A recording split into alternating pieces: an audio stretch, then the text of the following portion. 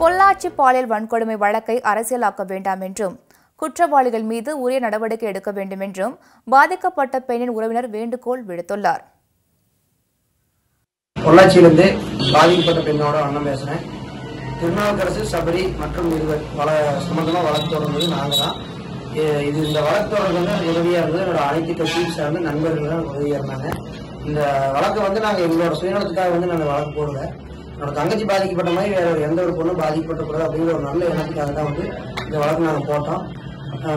இந்த வழக்கு எங்களுக்கு ஆதரவு கிடைச்ச வீடியோவை நாங்கள் காவல்துறையிட்ட ஒப்படைச்சோம். எங்களோட நண்பரோட அப்பா மூலியமா, அவர் மனுச்சுமதி சார்ந்தவர், அவர் மூலியமா நாங்கள் பொள்ளாச்சி சட்டமன்ற உறுப்பினர் சந்திச்சோம். நடந்தது சொன்னோம். அவர் காவல்துறை மூலியமா கடுமையாக நடவடிக்கை எடுத்தாரு. அவங்க 3 பேர் கைது பண்ணாங்க.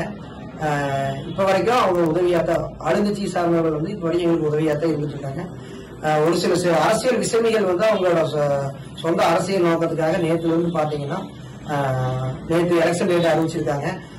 அந்த ஒரு இதுல ஆளுங்கட்சிக்கு கெட்ட பேர் ஏற்படுத்தணும் அப்படிங்கிற ஒரு இதுக்காக இணையதளத்துல அவதூறு பரப்பிட்டு இருக்காங்க.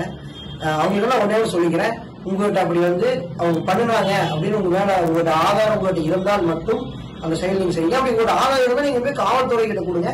காவல்துறை உரிய நடவடிக்கை எடுப்பாங்க. உங்களுக்கு தோன்றதையோ இல்ல உங்களுக்கு அவங்க மேல எவ்வளவு கெட்ட பேர் ஏற்படுத்த முடியுமோ அந்த அளவுக்கு நீங்க பண்ணணும்னு நினைச்சு இணையதளத்துல தவறான பதிவை தயவு செஞ்சு போடாதீங்க. நாங்க அவங்க முடிஞ்சா அவங்க 4 பேருக்கும் தூக்கு தண்டனை வாங்கி கொடுக்குற அளவுக்கு நீங்க போராடுங்க.